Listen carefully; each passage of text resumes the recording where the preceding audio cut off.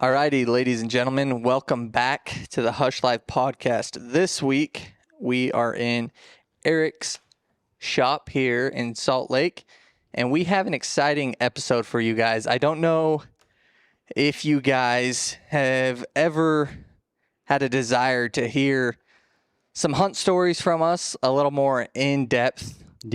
Full detail of some of these hunts and adventures that we go on. So sitting across from me, we have the one and only Eric Chesser. What's up, everybody? Welcome back to another podcast. Feels good to plug out another one of these within the same ish time frame. Different month on the calendar, but within a month of the last one.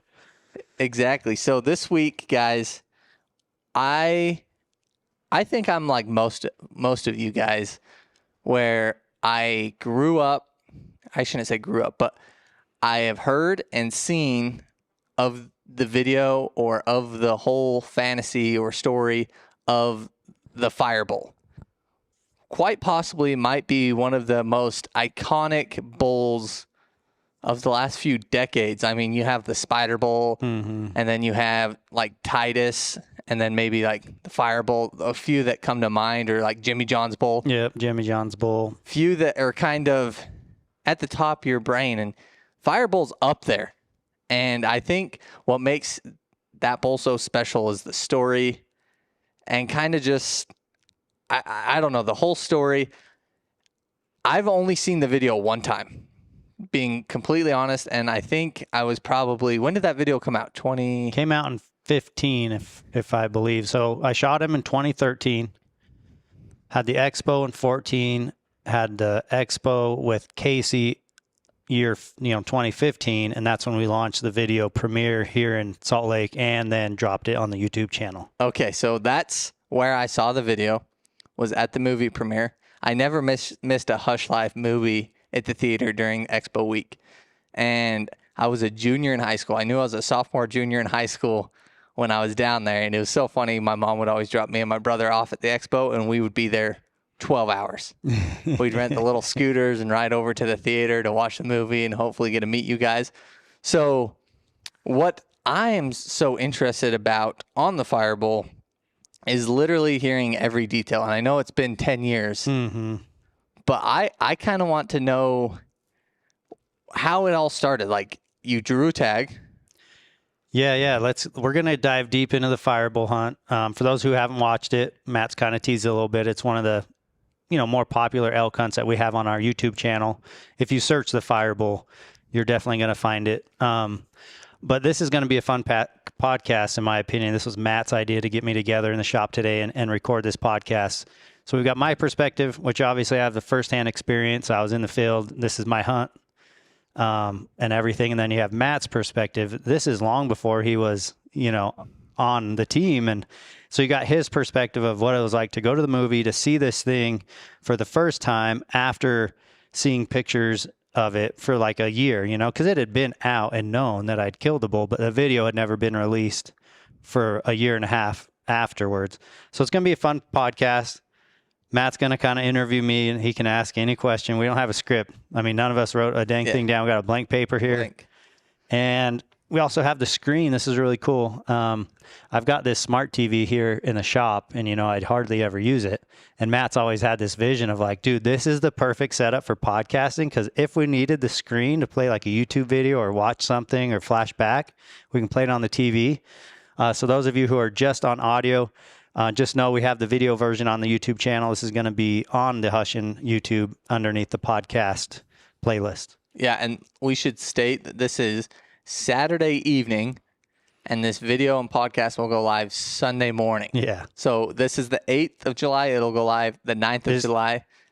Does it qualify as a semi-live podcast? Are we doing semi-live podcast now? We might as well just label it that, right? Yeah, that's just a little inside joke, guys, for the semi-live Colorado Deer Series we did, where we'd film all day and it'd upload the next day, and that was semi-live. Yeah.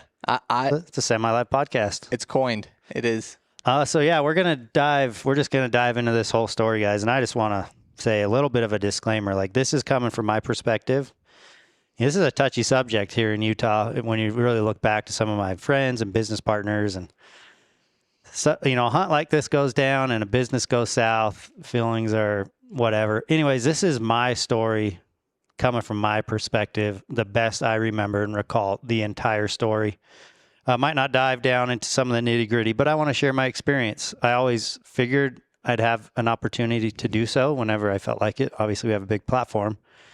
So this is, it's a long time coming, and I'm going to share my story, the FireBull story, everything I remember in full detail. You know who I really wish we had on this podcast, had we not done this so last second, which maybe we should do a follow-up, is have my buddy Garrett. Yeah. Garrett Carr, he had the tag with me that year. This will come, into the storyline when it makes sense, but Garrett had the tag, and it would be really fun to have him here because he has his perspective, right? Yeah, he's Garrett's a on killer the mountain. too. Yeah, and he's at camp, and he was a part of this whole hunt. He's number 2 as far as like who was there and who knew the backstory of it all. So Garrett, if you ever hear this, man, let's do this. We've been texting just today, so FireBull Podcast 2.0. Yeah, we'll have a follow-up. So Matt's first question, how'd I get the tag? So going back to 20, again, these years are going to be a little mixed up. And just to kind of set the scene, I was a part of a company called Time's Up. It's a great company here in Utah. Back in its prime, Time's Up was a chat forum, merch, had the shirts, the hats, and it also had a big website where people would go and shop. And man, we were doing the same thing Hush is doing, really. I mean, we're at the Hunt Expo. I mean, we were the brand at that time. So Time's Up consisted of 5 guys. No need to dive into the details on that, but just so you guys know, that's when I drew this tag. So I drew the tag in 2013. And one of the reasons why I put in for this unit is my partner, Reggie, who was those guys over at Time's Up are just freaking beasts. I'll tell you that right now. They're on the mountain doing this kind of stuff more than anybody I know. I mean, they live in a perfect place. They freaking grind. When it comes to sheds, trail cams, scouting, finding big animals, these are some of the best in the state of Utah, these guys. So back then, Reggie had found a big bull on a neighboring unit in the winter range. Okay. So this bull is like 390, beautiful 6-point. And I remember he was kind of like giving me this idea, hey, you should put in for the boulder. And the reason for that being is this bull that he found on the winter range summered on the boulder. So I was at the time just putting him for other units in Utah, mostly the Pavant. That was like my dad's hometown. I really wanted to hunt the Pavant. But again, going back to that, I mean, if I hunted him in 13, it must have been the winter of 12, where this big bull was, a thing. And then application time came up, and I put in with my friend Garrett Carr, who I just mentioned. So, which is one of the questions we had on Instagram. I did little stories, like people can ask questions about this hunt, which we'll get to at the end. So Garrett had, if I remember right, trying to go off the best I know, he had 11 points in the Utah draw. For those of you who are not familiar with Utah, we have a point system where when you draw for these limited entry units, if you don't draw for that calendar year, you're granted a point. The more points you get, there's a pool of tags that go to the high, tag holders, or what is it called? Max point holders. Mm-hmm. All right. So I don't recall the draw odds for the points we had, but Garrett had 11 and I had 9, if I remember correctly. So my friend, I just knew that Garrett was bumping me up. You're right. And that's, if you're anybody in Utah, if you can get bumped up, increase your odds, like that's always a good thing. So we applied as a group. And Garrett was a wildland firefighter. He still is. He's changed the job and he's promoted up, which I'm super happy for him. He's a hard worker. And at the time, though, he was a wildland firefighter. I don't know exactly his position, but basically he was gone all summer. And that really didn't allow him to scout had he drawn. So I just remember our conversations was like, hey, man, if I draw with you, if we apply together, he would bring me up in odds to draw. And if we were to draw the tags, I would be lucky enough to have all the time to do a lot of scouting where he wouldn't. So the benefit for me applying with Garrett was to bump me up. The benefit for Garrett adding me to his application or applying his group was he'd have somebody to do a lot of summer scouting and really help him because he just he's gone. He's gone all the time, and he's working really hard. So that's why we put in for this hunt together. Now, in the meantime, between application period and draw results, this big bull on the neighboring unit who summered on the boulder died. And again, if I remember correctly, Reggie found him, and I'm pretty sure he was able to recover the bull, and the state grant, gave it to him. So now this mystery bull, right, that we apply for hoping for a chance to hunt him the following year is now dead. So we're going into the season just hoping for the best at that point. Which leads to just drawing out the tag. And for those of you who have ever drawn like a super limited entry lottery type of tag, man, that for the first time, it's just like Christmas. It's the best thing. You just, from growing up to hunting just general season stuff, public land, when you get a limited entry tag, you're going to have a killer experience. You're most likely going to have a chance at a really big bull. And man, when I found out I drew, it was just like game on, right? It's probably how you're feeling right now. Yeah. Where you get a tag that's, somewhat better. You're just like fired up. You're going to shoot more. You're going to scout more. You're going to do everything you can to increase your odds. But that's how it came about for me to even apply for this tag with my buddy Garrett. See, that's something that I never knew. I what do they call them? Like a whale or something, like where they call them a whale, where you kind of jump on somebody's points to boost you both up to like piggyback. Yeah, piggyback. Somebody. And a lot of outfitters do that when they'll find a whale in like Wyoming or something when they have a high paying client that needs points because you can't buy the tag. Then they have some old boy that has 20 points that doesn't really care. And they're like, hey, let's make it worth your while and let's use you as a whale. Anyways, I never knew that part of the story, but that's such a cool dynamic because I don't know of many people that would turn down a full-time scouting guy like yourself to go out there and be like, hey, Garrett, like bump me up 2 points or let's split the difference and both have 10 points. Yep. And I'll do all the scouting. I'll do all the dirty work and just let's work together and let's try and kill some big bulls. Yep. Fun fact, Shed Crazy kind of put out on his Instagram that he was looking for someone to kind of be the whale, right? Like Matt said, the whale is the guy who's carrying the most points. So when you apply together, you break at the average. So I'm pretty low on the totem pole for elk. If anybody wants to be a whale with me, let me know. That's such a interesting thing you can do with points, right? Yeah. And it goes for each state. And I'm with Matt. I'm like naive to all this strategy, but it's in Arizona. I've got friends who are like manipulating. Maybe it shouldn't be the word, or I don't know, not manipulating, but applying together strategically they in a way to draw somebody out. Meanwhile, someone might just turn their tag back in. Yeah. Again, I'm not up to all the laws, regulations, rules of each state and draw. Just familiar with Utah, how we piggyback each other and apply as a team or a group, and then that would increase my odds, decrease his. Yeah, but the payoff was worthwhile. So for sure, you got the tag. You guys are strategizing. Big bull dies that winter. Yep. You find that out. Do you find that out before or after draw results that the big bull died? I think it's in between the application period and results. Okay.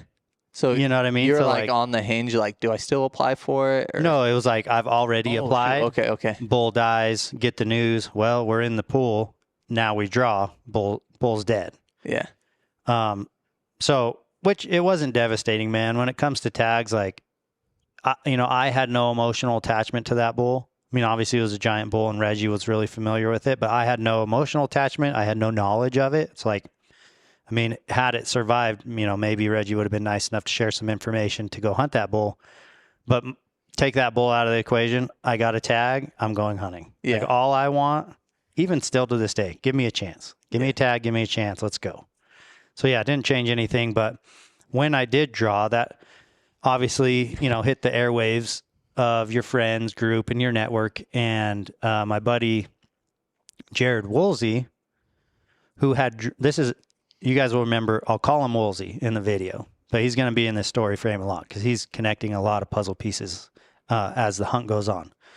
So Woolsey had the tag the year before. So I drew in 13, he drew in 12. When he found out I drew, he sent me a handful of photos. It must have had 5 or 6 bulls. And he said, hey, man, I heard you drew the tag.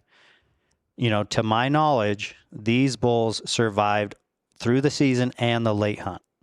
Therefore, you know, have they survived winter? They're going to be back. That's basically what he's saying, right? Yeah. One of them was the FireBull. And you did not come up with that name, correct? I did not come up with that bull. Yeah. Jared called him the FireBull. And if you guys have ever seen the set from the year before, with which those sheds eventually got picked up years after. Yeah. He had a point off the 5th, and then, so now you got his 5th and a single point. That's probably 5 inches, 6 inches long. And then he had a main beam, and the main beam split into 2 kind of at the end. So even that alone was enough for Jared to name him the FireBull. At least I think Jared named him. Maybe someone in his friends group did, but Jared told me that was the FireBull. And at first I just assumed, well, maybe he's in a fire, like maybe he's in a burn. Yeah. I didn't really connect the dots for the first year of why he had named him FireBull. The funny thing about this picture, and for those who are in Utah, they've seen it. It's in the video, I believe, too. It's a night shot. You can tell he's a great 6x6 frame with those 2 extras, so he's 6x8. But when the picture kind of got around, at least to my group of friends, nobody was like hoorahing about this bull on his size. And I remember that distinctly because I'm like, this group of people, we're all pretty tight-lipped. Like, we're not showing the big ones that are still alive on social media or the chat forums or anything because, well, if he's still alive, we should go hunt him. Yeah. But this bull is getting shared all over as if he was like no big deal bull. Yeah, he's like a plan B. This is how I took it anyways, right? So I remember just being to Jared, I'm like, dude, that one's the coolest. The one with the extras. I love extras. I love character. I love anything that's unique, and this bull had that. Plus a great frame, at least just judging by the photos. But man, I truly believe that like nighttime photos just drowned out their mass. It drowns out their true size. And well, you got to think that infrared light is only lighting the portion of antler that's facing the camera. Mm-hmm. I mean, if you were to do puppets on the wall, you know, like it makes everything look smaller, cleaner, or you can magnify it, but like there's no depth there. It's just one dimensional. Yep. That's what I remember is just this bull was, you know, Jared had shared some photos and nobody was like going nuts about this bull. Yeah.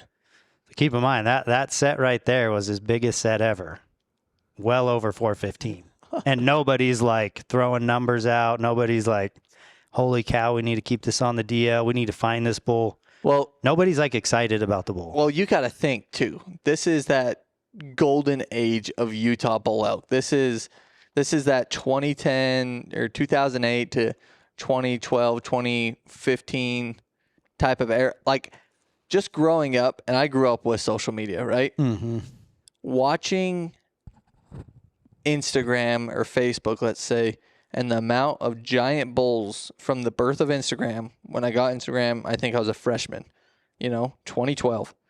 From that to what it is now, just the shift from Utah was the place. Oh, yeah. Then to Nevada, Arizona, and it's kind of between those two right now. But it's like Utah was the gold standard for big bull elk. And to think that like a 415 bull was just no hype. Yeah, it was just a dime a dozen. And if you think, and I shouldn't say that, but like a 415 bull now, you'd be signing like an NDA and like sworn to secrecy and like it's a different ball game. Yeah, it's true, man. Back then in the glory days of Utah elk, like not only did we have quality, we had quantity. Like, each mountain was chock full of big mature bulls. Yeah. Plenty of bulls each year, over 400 getting killed throughout the state. But going back to that photo, I just remember like this one's the coolest in my opinion. Yeah. All right. So then that leads us to summer scouting. So Jared helped me map out some of the area that he's recommended hunting the mountaintop. So, my group of friends at that time, we had never really hunted the mountaintop that much. We just picked up sheds through the desert and stuff like this and, had some of that stuff figured out, but not quite all their summer velvet pre-rut areas figured out. So we were all excited to be like, hey, let's go. Now we have a reason to go do cameras and like start to figure this stuff out. So Jared was nice enough to show me, hey, this is the meadow where I trail cammed this FireBull. So of course that was, going to get a camera. So we got a camera up in that meadow.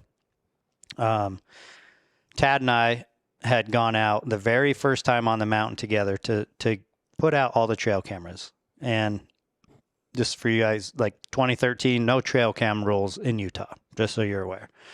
But yeah, we put out a ton of trail cameras, spread them out all over. And it's called the Boulder Plateau for a reason. It's a plateau, like simple as that. It's not like other units like Beaver, Pavant, San Juan, where you can do a lot of glassing. There is glassing, obviously, but it's nothing like it. The mountaintop is flat, and each time I would go to scout, my friends would be so excited. What'd you see? What'd you see? I'm like, dude, I haven't seen an elk on this mountain with my eyeballs.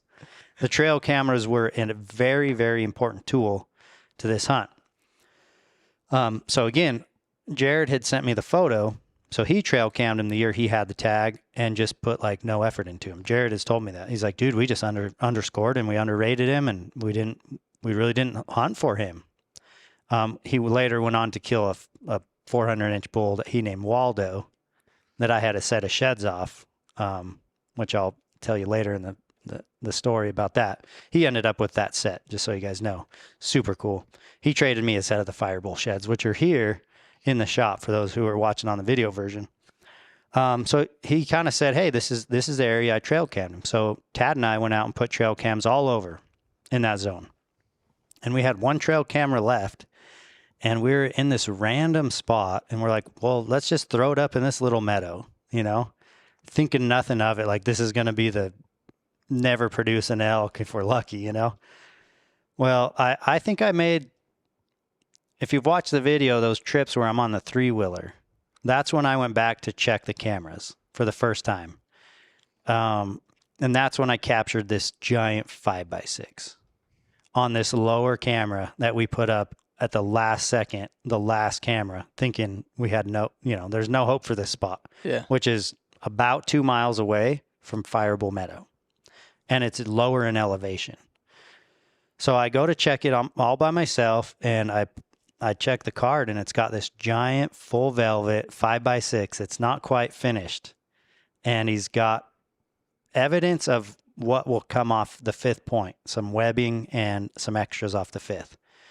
And I'm just like, dude, this thing's freaking giant. Like, I remember texting the guys like, dude, there's a 5x6 up here that's so big. It's huge, And I sent it to Jared. I'm like, do you recognize this bull? Because, that guy just knows the mountain. He runs that mountain. Still does. And he's like, that's FireBull. I was like, holy cow, you're right, dude. And I'm pretty good with antlers. Yeah, you know how that goes. Yeah. It just never crossed my mind because he was a 5x6. Yeah, it just threw you for a loop. Yeah, it just threw me off. And for those people that, don't know as much as I do about the FireBull, he's a big 6x6 frame his whole life until the year I killed him, which is the 5x6 year. So he told me, he's like, yeah, that's the FireBull. And instantly I was like, that's my bull. That's number one bull. You know what I mean? And it was more so because it was the bull from the year before. Like, it's the same bull, but it's like, dude, that's the one I chose. That was the coolest. Now I know where he's at. Dude, the 5-point, never even like question like, oh, will you shoot it? He's a 5-point now on one side. It was like, that's the FireBull. That's the one I loved that, Woolsey showed me. That's number one bull. So the crazy thing about finding him down in that low meadow is I assumed I'd be hunting him there in the first part of the hunt. Very important is that picture from last year. Okay, so picture FireBull Meadow, the one that Woolsey captured, is August 24th, if I remember correctly. I have to go back and look. But I just remember it. And that meadow is 2 miles above. 2 miles in elevation above. Okay. Where I got him in velvet as a 5x6. So, where was my train of thought with that? Oh, okay. So he's hard-horned August 24th with no cows. loner. All year in the summer when I got him on camera, which he came in multiple times alone. These are very important pieces of this puzzle. So I'm like, all right, well, he's down here. I just kind of assumed, hey, that's where I'm going to hunt him. I'm going to try to kill him. So the Friday before my hunt starts, this hunt starts on a Saturday and mid-August. So like Utah's archery hunt, even on these limited entry hunts, is somewhere going to be like mid-August-ish to mid-September-ish. I don't remember the exact dates back in 2013, but it started on a Saturday. So Friday, camp gets built. Me and Garrett get on the mountain, set up the jumping jack, shoot our bows. We're dialed. I mean, I was shooting so good back then just because I was just shooting so much. And it's like, all right, Friday before the hunt, let's go make a loop on the quads and check some cameras and kind of figure out what the game plan will be. So this low camera where I got him in the Velvet, That was your number one spot. it was my number one spot, and it's the last camera on the route because it's 2 miles down, you know what I mean? Like away from camp and away from all the others. So we're going down and we check the camera on what is dubbed the FireBull Meadow.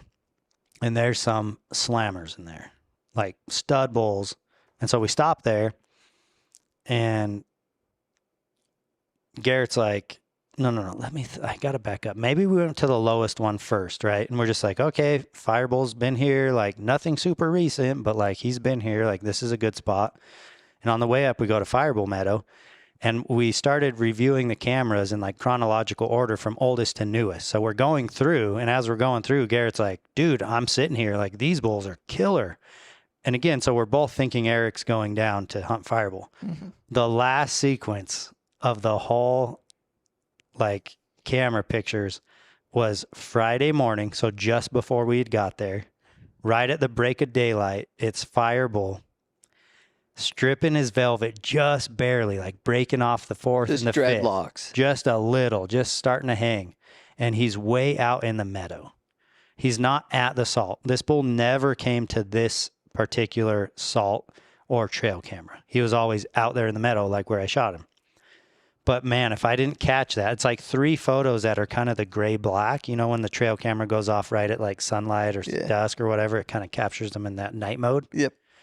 It's just this bull with his head down, and I zoom in because at this point Garrett's been hyping up this meadow. Like, dude, I'm sitting here. And I'm like, cool. I'm going down there as my assumption. Those last 3 photos is FireBull.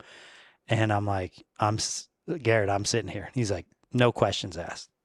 Garrett's like, no questions asked. You're sitting here. So we built a blind. So just to paint a picture of this terrain is fairly flat and it's heavily wooded. This spot was like dark timber pine trees and it just had this heavenly meadow. I mean, you go up there, it's like the picture perfect meadow and a road goes right through the dang thing. So I'm like, all right, Garrett, we're going to build a blind. So we built a blind just out of like pine tree branches and sticks. Yeah, you know? like pine boughs. Yeah, it's not like a ground blind pop-up tent or anything like that. So that's when I was like, holy cow, he's here. This is where he stripped his Velvet last year, August 24th, hard horned. He's here in Velvet, but he abandoned his summer home. Now he's moving here to rub his Velvet and pre-rut.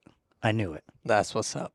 And that was very helpful because, you know, from the photo from the year before, told me that. So real quick, this might be testing your memory.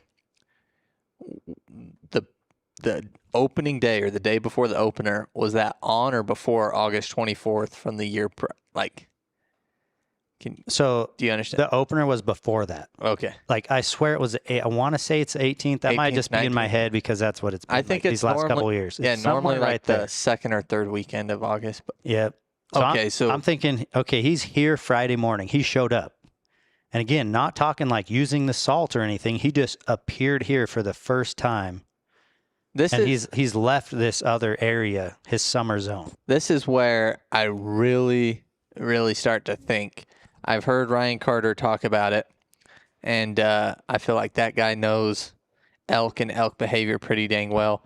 He talks about how much elk remind him of whitetails and how they'll use rubs as like scrapes and they'll make their routes, and they're very habitual pre-rut, like summer very habitual, and they'll do these big laps, kind of checking cows and stuff. And the more elk I've hunted in different units in different places around August through October, the more I'm like, dude, he's spot on. You know, like big bulls will come check cows at night, and then if nothing's in heat, they peel off and let the satellite bulls do all the calling and all the work. Yeah. And I mean, we've experienced that time and time again, but this is where, dude, I'm just getting so hyped talking about it, but I can just picture myself in your shoes day before the opener. You got your number one bull several hours before you got to that trail camera. And you're like, okay, he was here last year, a few days after the current date. So he completely stripped. So you're like, I think he should be here a few days because he's just starting to strip. Yep. So I can that's me just going through thoughts in my brain and not even boots on the ground. And I'm like, best case scenario. Yeah, that's, everyone's like, why did you sit there so much, But that's exactly why, because just like you said, with the knowledge I had at the time, I knew he was coming to pre-rut in this zone. He would rub his velvet and kind of stage pre-rut. And I just knew it. It was not like maybe. I was so confident this is his home. And like you said, they're habitual, especially when they're those older age class bulls, right? He's solo. This thing ain't walking in with a bunch of raghorns and velvet buddies and doing that whole program. This bull's like just Mr. Alone. Yeah. So yeah, when he showed up, I knew, like you said, I just like, all right, well, he's here to do his thing. I need to build this blind. And there's no calling going on at this point. You might hear just a bugle in the morning or one rip, but they're just kind of starting to get their vocals out. They're not necessarily calling. At this time, calling would not be effective, especially for the FireBull. Yeah. Like these older age class bulls. They're not just willy-dillying around coming into cow calls and stuff like that. So I'm like, I can't see in the woods. I mean, these woods are thick. Yeah, you can't glass. Yeah, there's no glassing and spot and stock. So I'm like, I just have to sit here, hope he comes out, And that's exactly what I did. We built that blind on Friday, and then Garrett and I actually shared the blind on Saturday, opening day, because there was other bulls, that at least rolled through and shown some consistency, more so than the FireBull at this point. And we shared the blind that morning, and it was the thunderstorm and just crackling and high mountain thunderstorm and rain. And it was it was that year where like southern Colorado flooded, southern Utah flooded. It was just like monsoon rains, especially way up there. That mountain's like in a whole nother like system of weather. The town's down off the mountain, 100 degrees, 90 degrees up there, thunderstorm, hail, totally different. So you can never predict what was actually going on up top on the mountain. But it rained, and after that first day, we decided to increase our odds. And there was another meadow fairly close in between this one that was like, hey, let's go build Garrett a blind, split the difference. Maybe the bull, we hadn't set cameras really right there much. So it's like this bull could be visiting that meadow. He could be visiting this meadow and going back and forth. Why don't we build a blind for Garrett up there? And that's what we did. And we started hunting that way, where every day I'd go to mine and he'd go to his. And, we just, at the end of the morning or evening hunt, hey, meet up. What'd you see? Yeah, try not to put all your eggs in the one basket. Yep. So another fun part of the story was I had a good friend, Kobe Christensen, dang good friend, freaking miss him. Once I drew the tag, he's like, hey, I'm going to cut some time off of work to come hunt with you. So like, this is who you want in your back pocket. Someone who's got great experience. He's a killer hunter, great at glass, and he's good on the mountain. So I'm like, I want Kobe with me. And he always visioned that he would take off time during the rut. And this is the funny thing about this Utah archery hunt. So many people think those first 2 weeks, you're wasting your time. I got that all the time from people. And I'm just like, man, no way. Like, you got to increase your odds and just get out there, even though they're not calling. But most people obviously are trying to work around a work schedule, a family. And if they only have a week and a half, they're going to save it for the end, which is more rut. Yeah, it's more the elk experience, yeah. Bugles and calling some stuff in. So I remember Kobe, that's what he that's what he wanted to do for me. And I just remember just begging him, dude, this first week, Kobe, come with me, dude. I know they won't be bugling, but this is our chance to kill the FireBull. So he did that. He took off work and he came with me. And for those who have seen the video, Kobe is the one who I'm high-fiving and hugging after that first shot. So we sat in the blind together, and I kept telling him, like, all right, we're just going to go sit in the blind, you know, and I don't think he really, like, felt super strong about it. Yeah. But I'm like, we're going to go sit in the blind, and he agreed to help film. So this is, I think, Thursday. So Saturday, Sunday, Monday, was it Tuesday? It's Tuesday or Thursday. No, it starts with a T. It might have even been a Tuesday, but it was the first week of the bow hunt that Kobe came to sit with me. So you're like 3-4 days into the hunt? Yeah, we're 3-4 days into the hunt. And keep in mind that Friday, his velvet was peeling off. So you kind of assume, like, next time you see him, that thing's going to be stripped. So we're sitting in the blind, evening sit. Again, this is not like a physical hunt. We're parking the quad, walking down a 2-track 4-wheeler road, and then peeling off into the meadow. And we're sitting there, and, you know, through the times that I'd sit there before he came out the first time, I had seen a handful of bulls, no shooters, except until after I had hit him, which I'll get to. So I'm sitting there with Kobe. We're looking out into this meadow, and there's basically, we're tucked back in the wood line just a bit. 15 yards. We got to pull it up just so you can see the blind. Yeah. For those who are watching, we're gonna pull this up. I got a big screen, like I mentioned earlier, and we're gonna just kind of pull some of this stuff up and scan through this hunt. Yeah. For those of you just listening at home, we're gonna kind of do our best to walk you through what we're looking at. But we got a big screen TV. We got Eric in a tank top and his rat tail. And 2013. Dude, this is so wild. I'm pretty sure I was like 14 at the time. Yeah, and I think I'm like old, but okay, so this is the photo of the FireBull coming to the meadow for the first time. Okay, so this is when you and Garrett were scrolling. Yeah, we're scrolling through, and at this point, Garrett's like, I'm sitting here, which, again, I was totally cool with. I had thought that I'd be down the hill, and then the last sequence is this. I'm like, dude, Garrett, he's here. Like, I got to sit here now, you know? Dude, look how big that meadow is, too. Yeah, super big meadow. I mean, couple football fields. I'd say straight across is pushing 200 yards from edge to edge. And that's just where a lot of these bulls on this mountain go to feed because the rest is so heavily wooded. You know, I'm sure there's feed throughout the trees, but for the most part, they really love these big meadows. Yeah, they're grazers, right? Yeah. You hear that all the time. Okay. Dang. Yeah, that was just cool. Okay, so this is the photos that Woolsey had. Okay, so this is the year prior. Yeah, like, look at that bull. What are you thinking? Like, that's a nice bull. It looks narrow-ish. Well, it's so hard because it looks like right up here, that looks like his main beam, but what's that? I think that Is that I think his beam? the bottom one is the beam and the top one is the extra. Yeah, so looking at that, you're like, oh, he's got a kind of has a small, yeah. Okay, so there you go. That's the one that did it for me. Yeah, that's what looked like the beam in the last picture. Okay, so what we were looking at was a frontal picture from the year before the FireBull, and he kind of looks compact, and his beams look stubby. And then we got a side photo here. He's got a huge extra off his sword, split main beam at the end. Still looks like compact though, right? Like everything looks a little tight.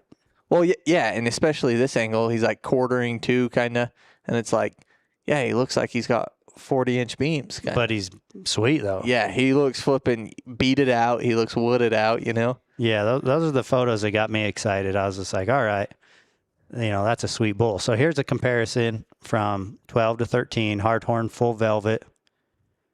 And that's the year that he, for whatever reason, went to a 5-point and just changed his frame a little bit, but his right side got a bit bigger. So yeah, this is a sequence of Garrett and I going into the meadow the first day. We're laughing as it rains on us. We're just getting drenched. High mountain thunderstorm, super loud, super powerful. Like Garrett right here is like, "What are we doing out here, dude?" Dude, this the is pine the look. bough blind. This is the look. Dude, Okay, yeah, so and we you were barely tucked missed back. it. You Yeah. were tucked back in those trees. Yeah, I kind of want to find another view. So this is the blind. It was perfect, dude. So these are some of the bulls that I did see through the meadow. I mean, these things are close. You know, they're obviously not shooters or anything, but Yeah.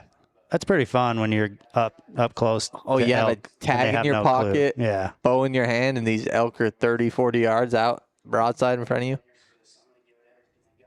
Yeah. So that's What's that camo pattern? Like core 4? Like what is that? That's Max 1 on yeah. the hat. Yeah, that's flipping rad, dude. That's the Dude, OG. Max 1 was what's up. They had like a Wrangler pant. I had Wrangler pants in Max 1, and dude, I loved them back then. Yeah. My uncle gave me a bunch of like core 4 that Easton used to own. Core 4 element. Yeah, and it was all that Max 1 camo, and I thought that was so rad. That was popping. Yeah, it was like sagebrush, right? Yeah, like yeah. we finally had something for the Western hunter. It felt like it was designed specifically for us. But yeah, this is the moment. Like none of this is staged. Yeah. Like throughout the whole video. But this moment right here, I'm in one side of the blind, my right-hand side. Kobe is to my left.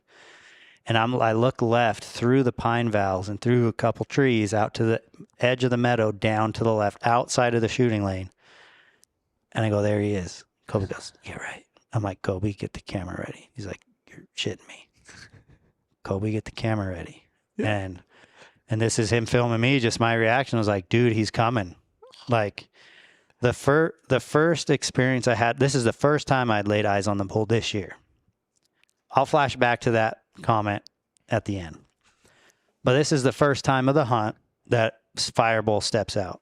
And I'm just like, here he comes. Like everything I visioned. I mean, you sit in a meadow for so long and you stare at the same piece of ground for so long. If anything changes, you catch it. Yeah. If there's a leg underneath a tree, if there's a bird, as long as you're paying attention and not on your dang phone, if you're looking out, man, anything changes. My eyes would just, zero in on that. So how far away is the bull when you first spot him? Like 100 yards, 200 yards? Yeah, I would say he's got to be 100, 250, in that zone. Dang. Out to the left, and it's like, well, you saw the blind, how far tucked. If he doesn't come in my window, which is straight, then I have no shot unless I decide to get out and do a little spot and stop. But in this moment with Kobe, the bull just had his head, just picked his head up and started marching. Yes. And I'm just like, here he comes, I remember thinking like he could go from one side of my shooting lane to the other and not even stop. But right before he broke the trees, he starts feeding really slow. Oh my gosh, dude. There's my screensaver because that's all I sat and stared at. August 22nd. So. Oh, yeah. Okay. So there's the day, right? Yeah. 2 days before he had pictures of him in the meadow the year before. And now look at his antlers. So just, pay attention to his antlers the first time I saw him. He's got velvet off. It's a really flat color, bloody-ish still on some of the points. There's another elk in the meadow? There was a spike, 2 spikes that came out, they weren't together. They were marching way ahead of him. Yeah. And he was behind him. Come all silly and let's get him, dude. And you're like, hey, dude, turn the camera right. Okay, this moment. Oh my gosh, dude. This moment right here. Look how big that elk's body is. Dude, I just remember for a moment here, I was no longer hunting. I was not in a kill mode. I was enjoying seeing this bull mode. Dang. And it was Kobe that was like, dude, are you going to shoot him? And he snapped me out of this phase of just staring at the bull. Oh yeah, I will when he puts his leg forward, But for a moment there, I was just So people at home, the FireBull just cleared some pine boughs. It's perfectly broadside. If you could just close your eyes and picture a giant bull elk standing broadside, that's what we're looking at. And he's just standing there feeding. And here's a couple. We're going to take note on a couple things. Look at his antlers and look at his body. Okay, just watch it as we play it. You got some of that velvet. You kind of got like a flat brown, bloody-ish color antlers. And his body's that early summer hair. Yeah, it and his looks like neck he's is got super a skinny. buzz cut almost. Yeah. Okay, I was waiting for that foot to go forward. Okay, right there is when I'm like, dude, I'm hugging the seam. I remember I was like, I'm shooting that sucker like right there. Yeah. Whoops. Dang. Oh. So I just let it fly. My buddy's telling me, you drilled him, and I'm watching this bull go up into these trees on this side hill, a very small side hill. Directly away from you. Directly away from us. And I'm just thinking, like, just drop. And, you know, my buddy Kobe, he's saying the same thing. He's like, go down, dang it, go down.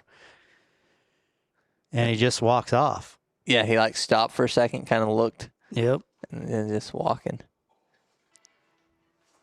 So highest to highs right here. I mean, me and Kobe are high-fiving. He said he saw it on the screen. I'm just like, dude, got him. You black out a little bit when you shoot, and then you have a buddy, drilled him, dude. Yeah, you drilled him. And in your head, you're just like, dead bull, you know? Yeah, dead bull. It's like, all right, everything we planned, everything we worked for, and everything I visioned, again, sitting there for endless hours in the blind by myself, just came true. Yeah. Almost to where when that bull came out, like my buddy Kobe was like, dude, I looked over at you and you were, when I was at full draw, he's like, you were ice cold. Yeah. I don't remember any of that. And I'm like, well, I feel like I've been here before. Yeah. Like I had sat and visioned this in my head of he's going to come from left to right. I never was like, oh, he's going to come to the right. That was where the road was. Yeah. He's coming from left to right. And it just happened how I imagined it would. And so I felt like I had seen it before and I was just ice cold. Yeah. You're like, oh, this is how it's supposed to happen. Yeah. Here it is. Like big bull comes out. Like, heck yeah, bow hunting's so fun. And then, man, me and Kobe, we celebrate right here. We're high-fiving. You know, I was pretty fired up. I was like, hey, that's what you came here for. That's what you do. You know, it's this movie's got a lot of one-liners. Yeah. So many people just tease me still to this day about some of the things I said. That's why you come back. That's why you come back. That's a little foreshadowing, but dude, how could you not just lose your mind? Yeah, look at my blue camp chair. Just I'd sat so many hours in that dang thing. I'd sit it morning and night. Yeah. Dude. So that's the change of pace right there. So in between those two clips, Kobe and I rewatched it on the small video camera screen. Yeah. And it's like I hit him in the shoulder blade. Yeah. As much as you just want to believe, dude, so bad it maybe it went through. Maybe it got a lung. I knew it didn't.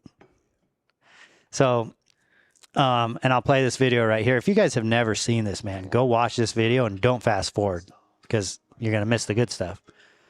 But right there, I replayed the video and the film. And the interesting thing is I played this thing in slow motion so many times.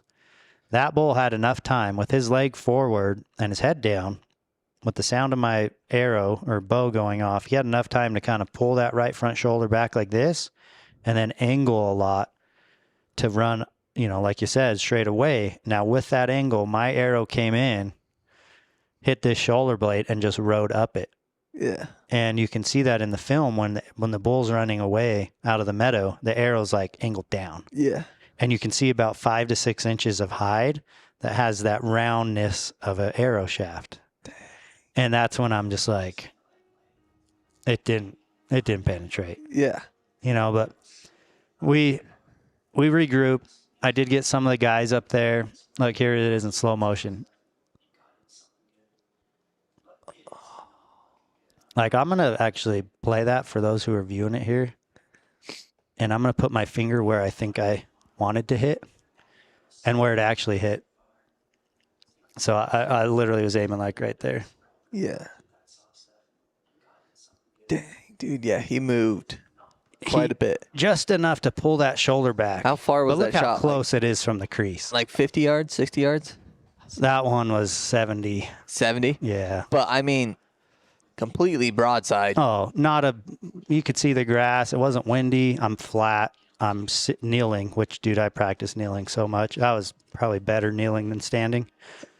And this bull, I mean, had no clue. Yeah, he had no clue. It was pretty cool to have that moment of watching that bull come in and watch him without him having, him doing his thing in his natural habitat without him knowing that there was any danger nearby. So pause real quick. Taking just this scenario that happened to you once in your life as a new elk hunter or somebody who's wanting to go hunt archery elk, what is a tip you could extract from this when you're drawn back on a bull broadside?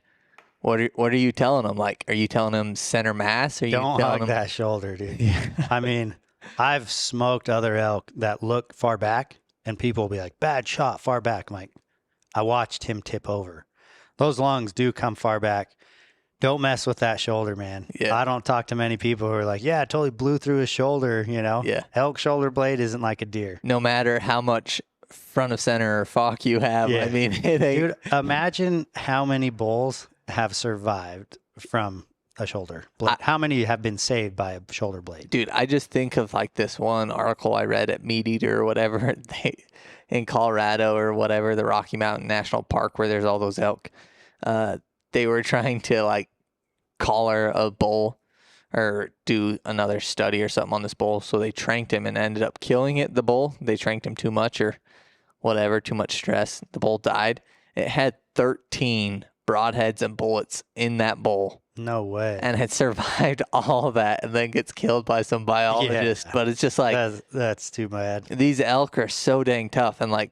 They are. Tossing it back to guiding a little bit. Every archery client I had, I'm like, hey, like, listen to me. Like, just trust me. Just stay center mass. Like, think of like the fattest part of that elk's belly and try and go like straight up from that. I know it sounds excessive or whatever, but when you really skin an elk or do the rib roll and get the rib meat and everything, you can see those lungs go like all the way back to that last like rib. Mm-hmm.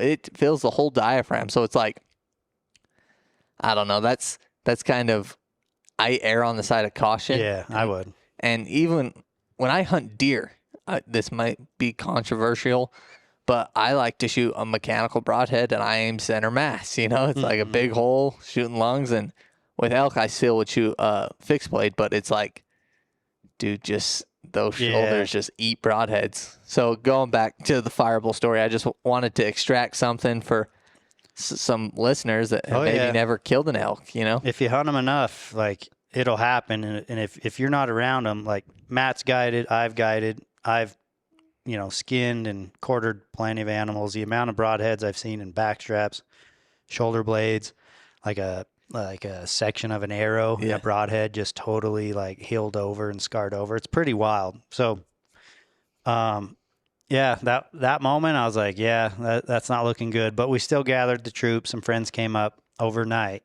to go look for him, and we started with a blood trail that quickly just ran out. We had nothing to go on, and the guys just kind of started to fan out and just see what we can do. And there is the reason this is fun to tell the stories. There's pieces of the puzzle even to this point that the film will never show or share. Yeah. Well, there's some clips here with Tad and Reggie, and they came up. Reggie saw the bull. He saw the bull. He said, I jumped him. I know it was him because he got up, and I can see the extras, and he limped away.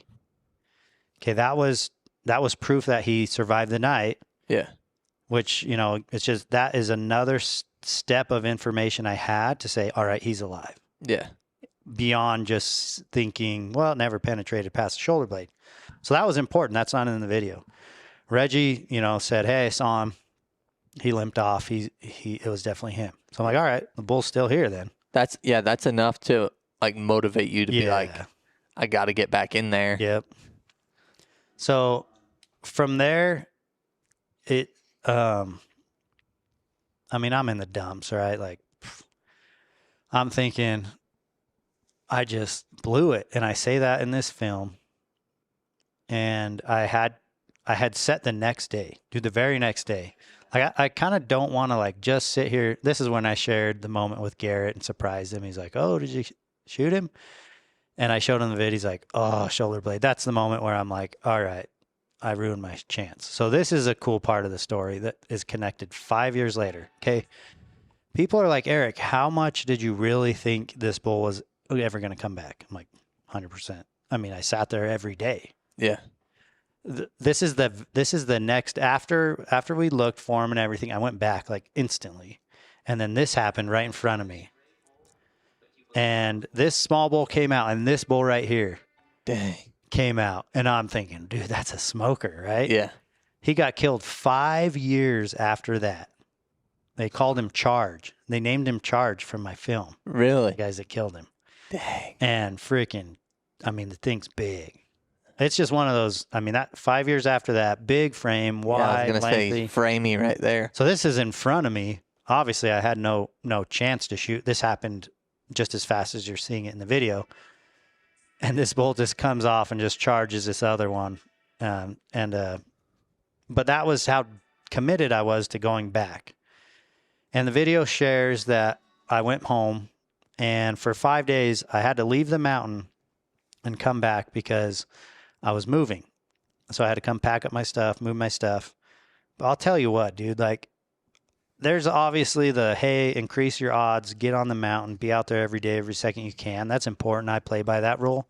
Sometimes you need to check out. Yeah. And recharge and clear your mind. And that's what I needed in this hunt. Like, I went back for 5 days. I swear I screenshotted it, but I remember sending my brother and I, you know, we're not in touch like every day. When I was on this mountain, I couldn't be in touch with no service. And I was back in town, and my brother goes, "Hey, what's up? Did you kill the FireBull?" And I was like, "Oh shoot, man, I haven't told you yet, but I shot him. And tomorrow I'm gonna go back on the mountain. I'm gonna finish what I started. Kill him." That's how confident I was. So I'd only shared it with a few people back home and in my friends group that I'd already hit him, but my attitude was, I'm just going to go back and finish what I started. And at this point, so he was number one to begin with. And this point, he's like number everything, because I didn't want to kill any other bull. Yeah. I'd already shot him. You know, you feel like you wounded him, whatever, you finish what you start. So I wanted to shoot him even more than after hitting him. So we went back to the mountain. Garrett and I, we moved our camp a little closer because we had some long drives to get to this area. And we're finally like, dude, we are only hunting over here. So let's go hunt over here. So Garrett and I, one morning, it just was raining, going back to the rain. Like, the video doesn't show it, but like actually it does. We have some moments where it's like a legit flood through the mountains. Like, everything sounded like a river. You step outside the wall tent, the jumping jack is like, shh, sounded like a creek. There was creeks where like creeks didn't even exist. That's how much water there was. So like the idea of like water holes, gone. Wallows, gone. I mean, this stuff, it was just wet everywhere. So 12 days later, we come back, and we were just so wet constantly that I remember telling Garrett, I was like, "Hey, tomorrow after the morning hunt, I'll hunt with you. And then after the morning hunt, like, I have to get to town because my boots are soaked and they're not drying." So I hunted with Garrett, and there's a section in here where we get pretty close to some bulls, and they're kind of starting to bugle at this time and rutting. This was probably, that would have been 11 days after I had hit him. Okay. So now we're into like first few days of September. Yeah.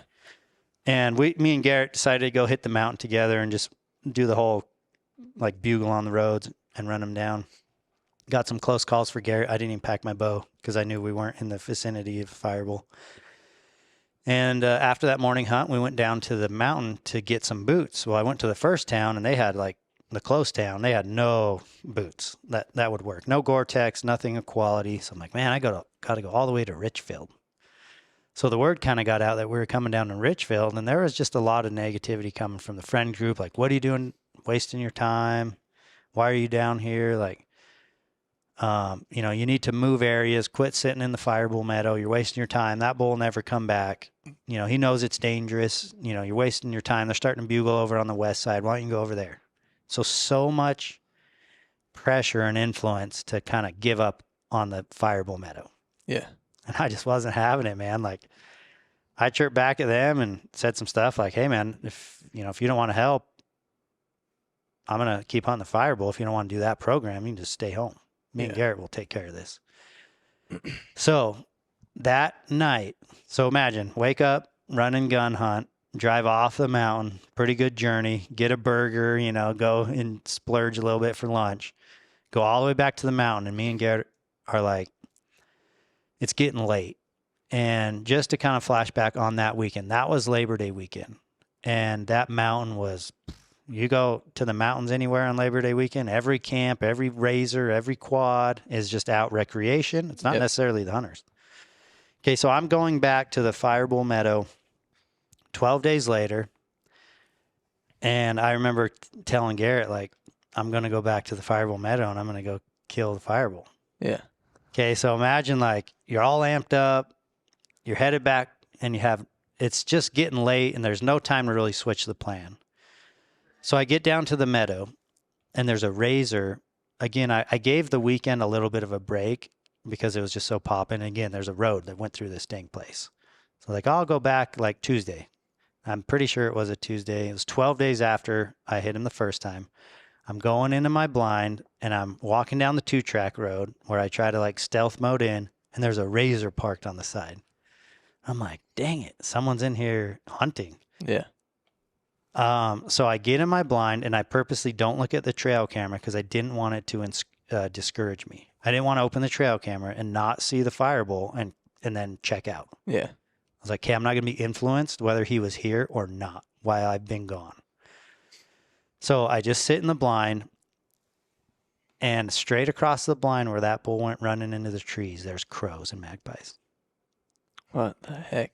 Dude, blew my mind, right? Because I'm like, well, what the heck? Like, literally those trees where you saw in the video where that bull went in, there's crows and magpies now. And I'm just like, is he dead in there? So my mind is tripping. Yeah. So 45 minutes into this evening sit, here comes a hunter coming up the tree line. This is not in the film. This hunter comes in the tree line, and I kind of like, hey, over here, get his attention. He's like, what's up? I'm like, you saw the screensaver on my phone, so I just hit the tap button. I said, hey, man, have you seen this bull right here? Why you guys been hunting here? He's like, oh, no. We've never seen that bull. I'm like, oh, I shot him like 12 days ago, and I'm just trying to hunt him. He's like, that's wild. We shot a spike, and his gut pile's right over there. I'm like, oh, well, that answers that, which was good to get some clarity on that. But then I'm like, well, there's been bears here. Yeah, this is the worst place ever. I've shot him here. He thinks that's dangerous. Now we got bears, and these hunters have been stomping around. Yeah. Not like they did anything wrong, but like that's just like put it all together in my head. I'm like, man, this sucks. Yeah. So it just got worse. It just got worse. Yeah. And then he goes, shoot, man. He said, I have 2 friends that are over there. And he points to where the FireBull came from. Oh, my God. He's like, but we're just in here hunting cows and spikes. So I'll radio those guys and tell them, hey, don't walk through the meadow until after it's dark because this guy's hunting a big bull in here. I said, hey, man, it's public land. You guys can do whatever you want. He's like, no, we'll back out. And I'm like, dude, it's public land. And he's like, trust me, we've all had this big bull tag. We'll give you space. That's super rad. Super rad. Those guys are freaking so cool. So he walks off. When he walked off and I was already out of the blind, I was like, all right, I better check the dang trail camera. And I did. And there wasn't jack on it. And so it hit me again. FireBull's not here. Just you know what I mean? Keeps getting worse. It gets worse, and it's stacking up on me. And I'm sitting in the blind. I'm like, there is no plan B tonight. It's getting late. I just need to sit here. Yeah. I'm sitting in the blind, lowest of lows, like, was stoked when I went home and refreshed my mind. And then I came back. Now I'm just totally out of it. And, after that guy left, he went to the right and told me that 2 guys were to the left. And I'm thinking, oh, it's game over. 30 minutes later or so, I'm just sitting there doing my thing, again, looking at the same meadow, over and over, the same blades of grass blowing in the wind, and boom, there's an elk out there. And the first thing I thought was, holy cow, that thing's got a skinny neck. Puts his head down, see the extras. 12 days later, the FireBull steps out for the second time in the same exact spot that he stepped out the first time. What was your initial thought? So I'm just putting myself in your shoes, and you have friends telling you you're wasting your time. You have Labor Day weekend, people everywhere. You have hunters on both sides of the meadow. They killed an elk in that meadow, stomping around. Yeah. And then no trail camera photos. So 5 or 6 things stacked up on you, and you're just like, dude, maybe I'm wrong and everybody else is right. And just like, Oh, yeah. I just need to cut my losses. And then all of a sudden, just boom, light switch. And he's there, like eating your brain. Like, what was your first thought? Like, I have to prove everybody wrong. Yeah. Like, I have to kill him right now. Like, I have to kill this bull, like, right now, tonight, and end this thing. Yeah. And when he came out, there he is on the screen for those watching and those who aren't. He's got his head down, and I'm just zoomed in with the camera through the pine trees. No shooting. You know, he's about that 150. Yeah. And I'm just like in disbelief, one, that there he is again. I'm by myself this time. I got a head camera and a camera on a tripod pointing out in the meadow. But I've taken it off the tripod to zoom in and get this shot. Again, this is all as is, no replays, no script. And dude, he just fed there this time. Like, that's why I mentioned the last time he just picked his head up and marched towards us. This time he didn't. He fed and fed, and it seemed like forever for me. But I kept telling myself, should I get out and stalk him? Yeah. And then I'd be like, Eric, no way in hell you're going to get away with that. Like, there's no way I'm going to sneak up to the edge of the meadow and just like sneak up on the bull and shoot him. He's still on the edge of the other side, which you saw. It's a big meadow. He's still up there. Well, I know I keep saying this, but put myself in your shoes. Like, you have all this stuff stacked up and you finally see him and you're like, dude, I have to act now. Yeah. Like, I can't sit here. Look at my body language. I'm like here he is. He's, 90, 100 yards. He's right freaking there. Dude, how about pulling out the camera?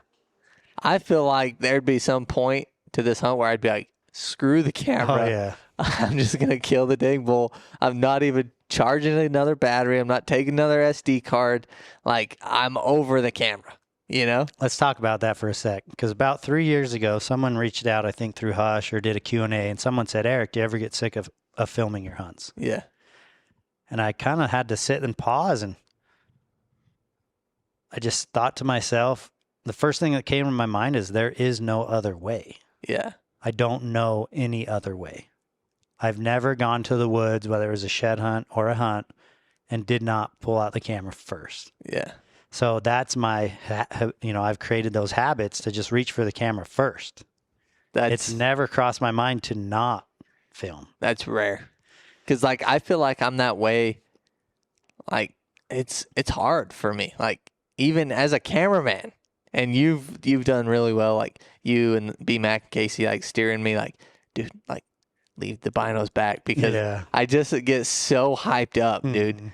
And like, even like some of these fishing trips, like I was kokanee fishing this morning, and I just have a hard time just like trying to like I'll set the camera up and record, be catching fish and changing stuff. I'm like, oh shoot, guys, this is what I'm using, this is what I'm doing, and I just have such a hard time sometimes like trying to tell the story when I'm in the moment. And just like as a cameraman looking at this, I'm like, as a cameraman and hunter, it's like, dude, this camera would have been in the truck 10 days ago, you know? Trust me. I thought to myself in these moments, these last moments right here, I'm going to blow this because I'm trying to film it. That crossed my mind multiple times. Well, taking the camera off the tripod and trying to like... Oh, yeah. Camera off tripod. And I had a contour roam on my head, which isn't here. So somewhere in between filming him while he's in the meadow, I put this camera down and slip the contour, which is just an elastic band. And I get that rolling too. And then I have a rangefinder and all that movement. So trust me, it crossed my mind. Like, I'm going to blow this just because I'm trying to film it. Oh my goodness. As I'm filming that scene, the bull's out there and he's not coming though. So I was just tripping, dude. I was just like, is he ever going to come my way? And there was just no mistake in this bull's rack. Like, see, here's the contour roam, right? I'm like, all right, here's the camera. I made sure like it's rolling. It's just pointed out there in the open. And this bull's coming when again, this shows it edited and cut. Yeah. But dude, it seemed like eternity for that bull to stop just milling around down there. And while he was, Matt, I was like, dude, there's 2 bow hunters that are like going to just see him or spook him or smell him or like, I mean, everything. Yeah.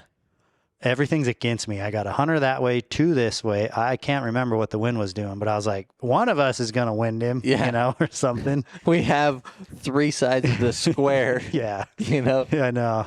North, south, east, west, basically covered. Yeah. So, you know, it's cutting away in the film that it just shows like he just lifted his head. But when he finally did lift his head to come my way, he marched. He just did the same thing. Did the same thing, except he didn't, you know, at this point in the first shot, he had his head down grazing and then he kind of broke the trees. But watch how he just comes. And there was like somewhere he liked to feed out there. People have asked, like, did you put salt out there? No. Whatever his natural feed is just what he's going for. Because it's almost like he went to the same spot. I wonder if there's just like a little bit more moisture, like a little marshy spot or something. Like it's like green. Yeah. Because it does kind of look a little bit greener and some of that stuff. So, dude, I'm on edge, Matt. He looks so much bigger here, though. That's why I wanted you to pay attention to his body and his antlers, and now I'm going to remind you to pay attention. Yeah. Because antlers are different, right? Yeah. They're chocolate. They've been rubbed, and his body he's more muscular now. Yeah. He's starting to phase into the rut. Yeah, that pink fat where they're just burning everything. And also his neck and his cape right here is different. And again, I noticed all this because I've watched it a billion times. Yeah. But he does look way bigger, though. Like that first scene where you hit him the first time, like coming through, his body looked like a beef cow. Yeah. And he looked like he had 40-inch main beams. And here it looks like 55-inch main beams and just like an elk body, not a beef cow. Which he is. He's just over 54 on the beams. Okay, at this moment, I'm not drawn back yet. I've ranged him 3 or 4 times, and it's 80, 80, 80 on the dot. Dang. Okay, so rangefinder on the ground. Now it's time to draw back and just make this thing happen. And I remembered to tell myself, Eric, you need to aim back and a little low, because the last time he ducked me was, it was back and low. So I'm like, I need to come off the shoulder and I need to lower it because he's going to sink into it. Yeah. That's all going through my mind right here. Well, and you shoot fixed pins, so you're probably 20, 30, 40, 50, 60, 70. The bottom one was a slider at this point. Okay. So it's like, you're the bottom pin. Dude, right? Dude. When he looked at me right there, I'll tell you what, dude. Dude, he knows. Like, I thought it was game over when he looked my way. I need to stop this. Why won't this stop? Oh my gosh. Here it comes. Money, dude. Slid it right behind. People just listening, this bull came right back. Basically, oh, look at the blood, dude. That's the exit side. He ran the exact same path he did the first time. Holy crap, dude. Stumbling this time. He's not just walking that off. Yep, he's hurting. And I remember I'm telling myself the same thing. Drop, come on, drop, just drop. And he walks off. Dude, came the exact same route. So the trailer of this video, I named it Deja Vu. Because that's exactly what it is. Like seeing the same thing twice, right? And then I'm pretty fired up. A lot of people tell me you'll never go back. You shouldn't. He'll never be there. And that's why I'm like, you got to go back. Dude, just literally the lowest of lows. Yeah. You know how Casey always says elk hunting is just a roller coaster ride? Mm-hmm. This is like the most drastic roller coaster ride ever documented, I think. Oh my gosh, dude. So I'd hopped out of the blind right here, and I'd gone and seen the first blood. Yeah, and you're just like, look at these are the two shots side by side. Matt, these are edited where the arrow's released at the same time. So dude, you got to. This is when my arrow releases my bow at the same time, and at the same time he tilts his head on that tree. Holy crap! The time from the release of my bow to him reaching that tree is exactly the same, but the two hits are not. Yeah, so shoulder when I edit and them, then you hear. Because he's a little further the second time. That's a sick little tidbit to have there. What's that? Just the arrows and then him ducking the tree at the same time. Oh yeah, dude, that pink blood. Holy crap, bro. Yeah, this line, this is one of the lines that people are like, if he doesn't die, I'm gonna hunt him again next week, you know? So freaking stoked. Dude, but how could you not, how could you be composed after that roller coaster? Yeah, that's one of those moments that whatever you're going to react and say and think and feel, like there's no holding back, right? And there's really no, you're just, I'm so many emotions going through me right there, dude. Which is one of the number one comments that people say is like, dude, I just love the emotion and the excitement in that video. Yeah. And it's just like Matt said, when you go from the lows to the highs, it's just like, dude, that was a trip, man. I saw the same thing twice. And 100 times over in your head. Yeah. And so that last one, again, I was solo. So active drawing back, dude, he looks at me, but then looks beyond me and then puts his head back down. I said, all right. Gosh. I can't shoot there because his big antlers kind of waving around his shoulder blade a little bit. I'm like, he's got to lift his head. So when he lifted his head, I back, low. And then it was like, again, instinct, habit, bow down on the camera. I self-film him, pan out through the tripod and everything and get all that footage of him leaving. Yeah, dude, like, that's so sick. Like, just like the camera side of me, the hunter side of me, it's just like, it's just crazy. There's no words. And I remember seeing this in the movie theater and everybody's clapping and going crazy when you see that bull run off and blood just coming out, and just like, it's just one of those, you just can only compare it to like Super Bowl touchdown or like Michael Jordan's last shot. It's just like in my brain that's just like, that's one of those moments. It's like, you can't, I don't know, you'll never be able to replicate that scenario. Like, you may kill bigger bulls, you may have some crazy experiences, but dude, that right there, and just all the effort and emotional taxing that went on, it's got to be one of the coolest, like, secondhand experiences I've ever felt. And this is honestly the second time I've ever watched this video. Yeah. And I almost watched it preparing for this today. I almost watched it so I could kind of write out a script and have some questions. But I'm like, I want to feel that again with Eric and have the cameras rolling. Dude, even when I watch it, I'm still just in disbelief, because it's become this story which has evolved to be in the mark of our brand, and when we launched that, I just wanted it to have a lot of meaning to it other than just a simple antler. Yeah. Hey, this when you wear this, I wanted people to feel like, hey man, like, work hard, stay motivated, stay positive, anything's possible. And so when you wear this hat, that's really what I wanted people to feel. And not on purpose, but, that hasn't really been mentioned in the last years. When we first made it into an antler and a design on t-shirts and stuff, it was like, hey guys, when you wear this, I want you to know that this is like your thing, right? This is your motivation. Keep you guys positive. And the amount of stories that's come in because of that and this film, like, hey man, I want to share my story of hitting one and going back, or just, I've had so many cool people share their stories, that basically flash back to like, because I saw it on this video, I did this in the field, or because I saw that and saw the way you did, I reacted in that same way. And now look at my bull. So yeah, it's just one of those experiences where it's like, dang, dude, it's a good thing that's on film, because imagine trying to share that story, but no film. You couldn't. Like, it would be one of those things. It's like, yeah, dude, like, maybe you missed him the first time and you got lucky and he came back again. Yeah. Or no way you hit him and shot him in the exact same spot and he ran the exact same direction. Like, exactly. Dude, just no way. And like, I've talked to a lot of people, especially since I started working for you guys a couple years ago.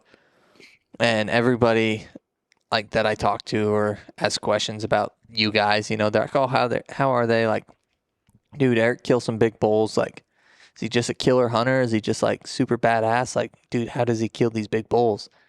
And like, the trait that has stood out the most to me about you, because I've had the opportunity to hunt a lot with you and a few elk hunts, and it's like the number one trait that I can attribute most of your big bulls and most of your elk success is just like, dude, you just stay out there. You just keep going back. You know, you just like I've hunted with you before where I get frustrated. I'm like, dude, why are you going back to that spot? Like, let's go do this or let's go try this. Like, just like Colorado rings in my brain, and it's just like, you just keep going. And I'm like, dude, I'm burnt out.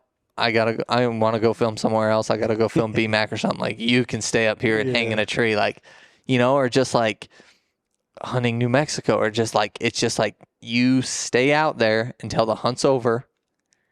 And it's like that old saying or whatever that like, you can't catch a fish if your line's not in the water. Like, dude, you are the epitome of that. And it's really hard to show that, you know, through videos or through Instagram or through social media. It's just like, nothing shows those slow times. Nobody wants to watch a video of sitting there doing nothing. Yeah, the times that you sat in the blind and saw nothing. Exactly. And that's where you have that, I don't know, maybe it's born off of this.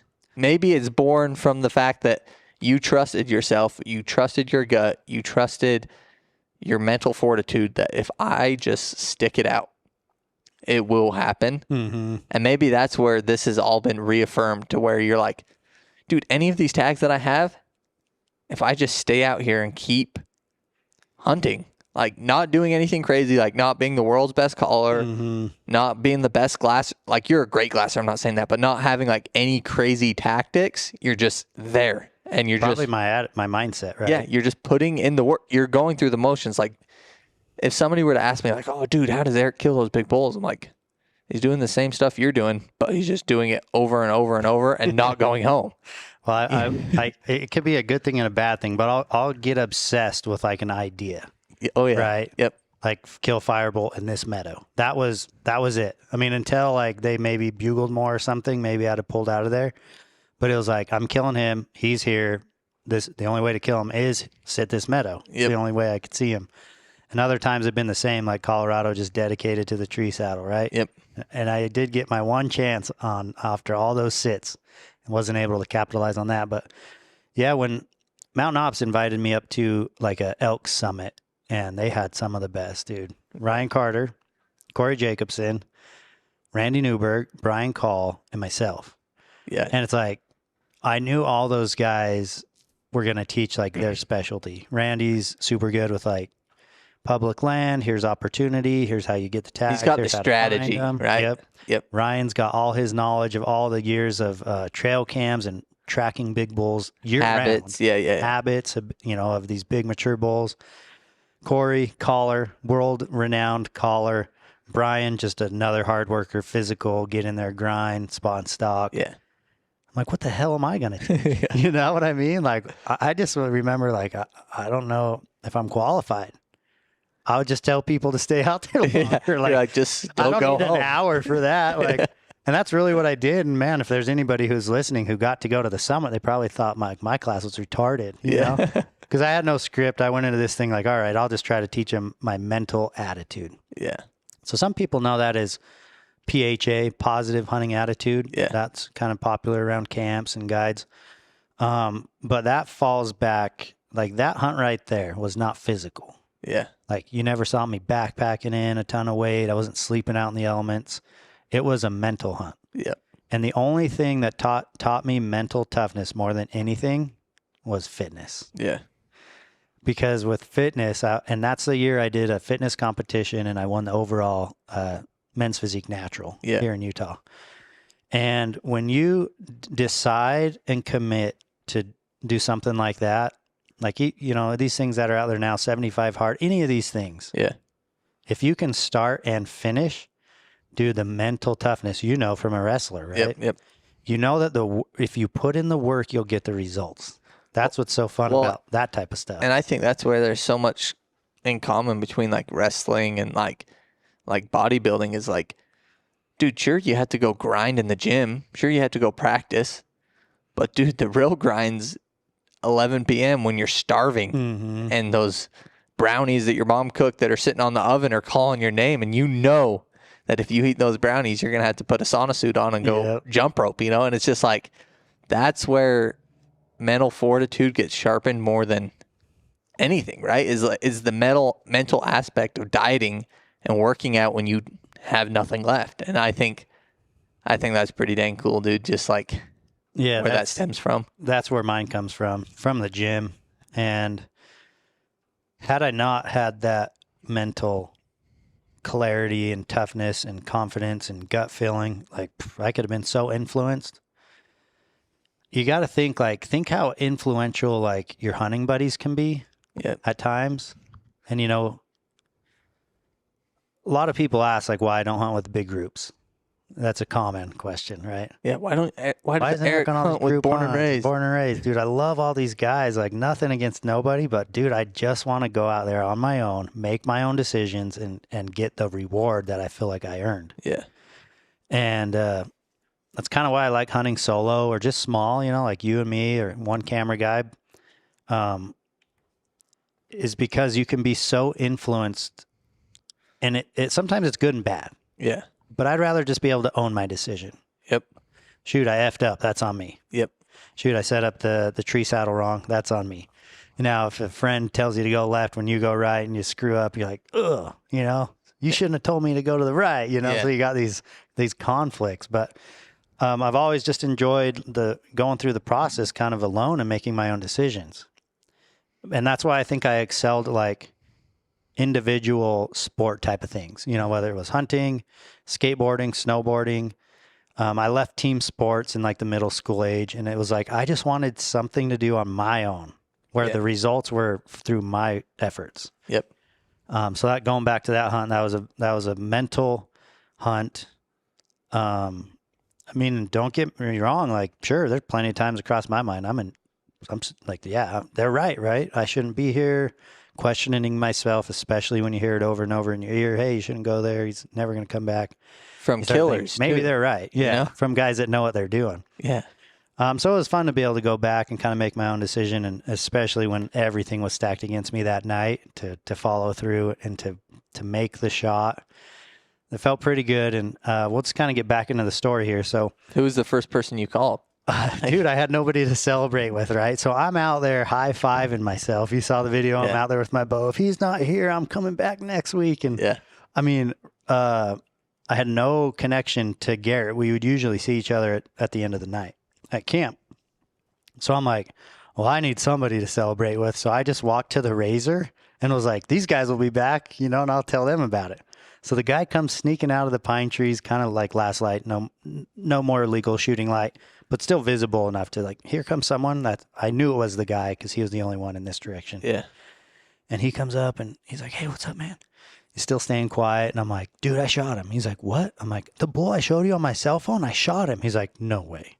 And I just whip out the camera, rewind, show him. And he's like, holy crap, dude. He's like, I'll tell you this. I respect you so much because when I left you, I was like, that kid's an idiot. Yeah. He's wasting his time. He told me that. So he was pretty amped. Again, he had the big bull tag on the mountain. So he knew what it was like to chase them to giants, right? And finally put an arrow in one. Right at that time when we're just kind of finished up that conversation, here comes 2 headlights through the FireBull meadow. And I'm like, I would love to see on an aerial map, like in real time, right? FireBull coming off his bed, coming down the trees. 2 hunters are somewhere over there, and he's somehow like navigating through them. I'm here. This other guy's like walking around in this direction. I shoot FireBull. He runs away. 2 hunters come out. Like, I just still to this day, I'm like, man, that'd be killer to know, like, how did the FireBull get through those 2? Yeah. Because they were, I mean, when they came up, came right out of the trees, right where he came from. So it was pretty cool. Those guys are, they were just super friendly, super hyped. They're like, dude, we'd love to help you recover him. So I'm like, well, I can't do that without Garrett. He's like, oh, well, we know where your camp is. It's up at the top left. They kind of described it in the jumping jack. I'm like, yeah, he's like, dude, I'll race up there. You guys just stay put. I'll go get Garrett. It was pretty cool to hear from Garrett's story because Garrett was just milling around in the jumping jack and he hears a four-wheeler pull up to camp, headlights shine in the tent. There's Eric, right? And he hears a voice, Garrett. I'm kind of retelling Garrett's point of view. Garrett's like, that's not Eric's voice. Yeah? Eric needs you down in the FireBull meadow. And Garrett goes, did he kill FireBull? It's like, I can't tell you anymore. Hop on your 4-wheeler and come down. So Garrett is like, it's not like, what the heck? He had to have killed him, he's thinking all this. And Garrett made it down that road in probably record time. I wish we could have had the timer set on that because, man, he must have been hauling butt, dude. Yeah. He come down and he's like, what's going on? And he's all hyped. And I'm like, I shot him. He's like, I knew it, He's like, I knew it. So the video, it picks up right there where Garrett's like, hey, guys, I saw the video. Eric smoked FireBull. This is insane. And we go to recover him. We get on the blood. And, dude, he's on the same dang trail. I'm telling you, Matt. Like, he took this. Once he got up, it kind of plateaued again. And then there was just, like, somewhat of a trail through the dark timber. And there his blood is again. Same trail. And it comes to, like, this creek bottom. And from the top, we can hear, just sticks a breaking and all that. Yeah. And this is where I just want to remind people, like, what we share in the video, it's what we believe and think then. Yeah. I've never been one to re-edit and like, let's take that out and let's really manipulate the story. So there's a point in the story where I'm like, guys, we heard him. He's down there thrashing around and this and that. I mean, in my head, I imagine him kicking and dying and like doing this and like breaking tree branches. Well, the next morning we gave him the night and we all went back in the next morning and there he was dead. And if you watch the video, like I legit have to climb over like 5 downed logs with a bunch of baby trees. And what we heard was him clearing those. And then he must have bedded right there where he died and just expired at some point in the night. So just wanted to point that out because a lot of people are like, oh, you even said it yourself. He's just down there suffering, kicking around. I'm like, that's just what I thought in the moment. Yeah. But he was actually jumping over these trees. So we had jumped him. Yeah. And you see the shot. It's like, how can a bull, there's 3 hours after the moment I hit him by the time we finally made the trail. Blood before he cleared the meadow. Yeah. Like coming out of him. He lived that long with that arrow in him. So we recovered him the next day. Those 3 were there. Garrett was there. Another friend was there to help. And it's like you put your hands on this thing that you've stared at so many times. He's palmated and he's bigger and heavier than you could have ever thought. Yeah. The bull's right here in my shop. This is the original cape, the original antlers. I've since got some replicas because like a fear of mine is like he burns down at like the mountain ops office or something, when he was there.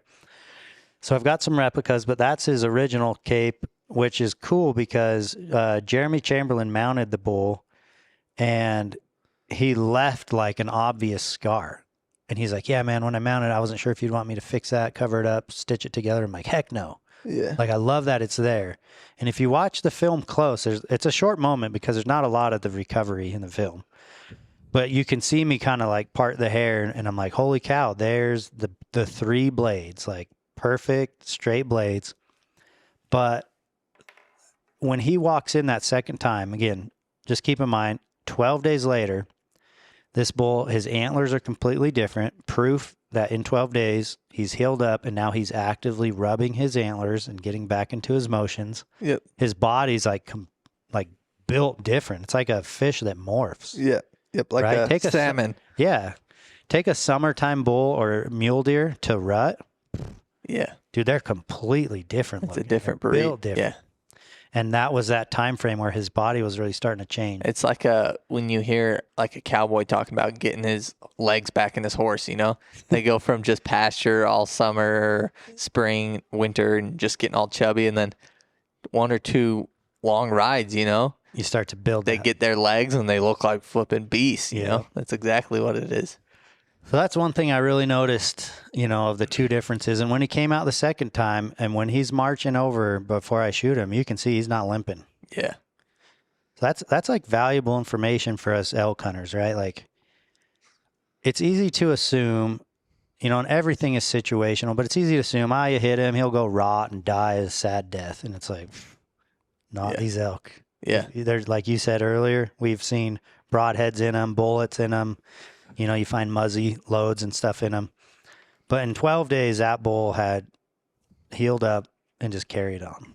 Nothing would have been any different. But going back to the question of like, how confident were you to be here? It really goes back to just being like, this bull's habitual. This is where he was last year pre-rut. And I knew that I didn't have much time. I knew he would eventually leave to find cows. Yeah. I probably caught him like right before he left. Yeah. Because like September 4th, I think. Yeah, dude. It's a light switch, the places I've hunted, where it's like raghorns, loads of cows, raghorns, loads of cows, and then light switch, big bulls. You know? It just show up, huh? Yeah. I'm positive those big bulls are semi-close within a 10-mile radius, but every once in a while they're going to check for a hot cow, you know? It's pretty wild, just summer range to rut range for elk, man. It could be, I mean, some do stay close, don't get me wrong, but most of them, it depends on the mountain, I think, like the terrain. They usually rub that velvet and it's like, gone. Yep. Like they're just marching on to wherever they decide to rut. And even when they rut, half the time you're like, dude, they walk through 300 cow elk to get over here. Yeah. But why? I still don't fully understand that. Ryan might know. Yeah, I don't know either. It could be just like that's where they grew up and that's where they saw their dad rutting type of thing, you know, and it's just like, oh yeah, that's where we go. It's pretty crazy just to think how the whole story came together and how it's really left a impression. And this is where I kind of wanted to get into this story a little bit. Like, everybody thinks that like you hang your hat on the FireBull or that the FireBull's your only accomplishment, you know, or like I see memes, you know, from some of these stupid Instagram pages that are just like, you can't go a week without somebody shoving the FireBull into your face. And it's just so funny to me that it's like, if you take the time to really watch the video, whether you like Eric or not, you know, you cannot watch this video and not be inspired or motivated to just hunt harder. And the fact that like you had so much pressure, so much adversity. I mean, having a tag like that, that's a lot of pressure in itself. Mm-hmm.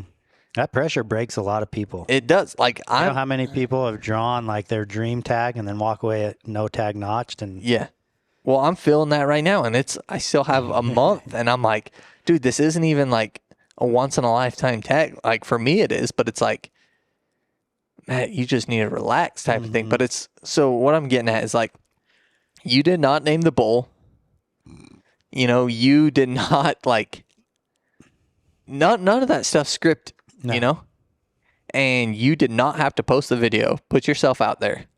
You did not have to show you wounding the bull. Mm-hmm. All of this stuff you did not to like pat yourself on the back.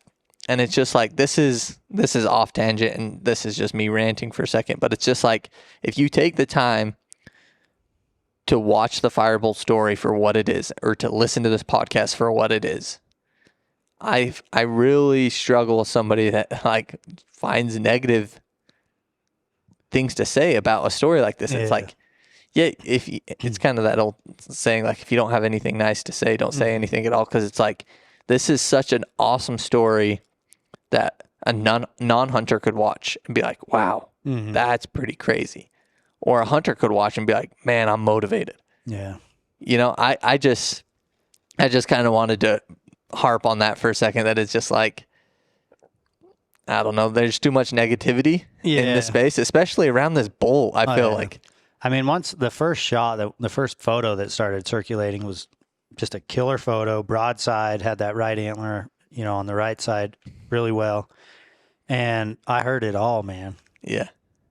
Farm bull, must have shot it twice, probably packing a rifle and got it, sitting way too far behind it when my knee's literally like leaning up against the hide, holding the antler beam. Yeah. And you just hear it all. And it is pretty funny how some people default to react and like, okay, let's question it, right? Just that famine mentality, dude. Just like, instead of being like, all right, let's just congratulate the guy. It's instant attack. Yeah. And I had felt that plenty of times in the past. And I'm so used to all the negativity over the years, even before social media and back to chat forums. It is what it is, right? It's like, well, I just put it out there and I can't control what people are going to say or do. But that bull did. I mean, it just got the heat from the beginning. Yeah.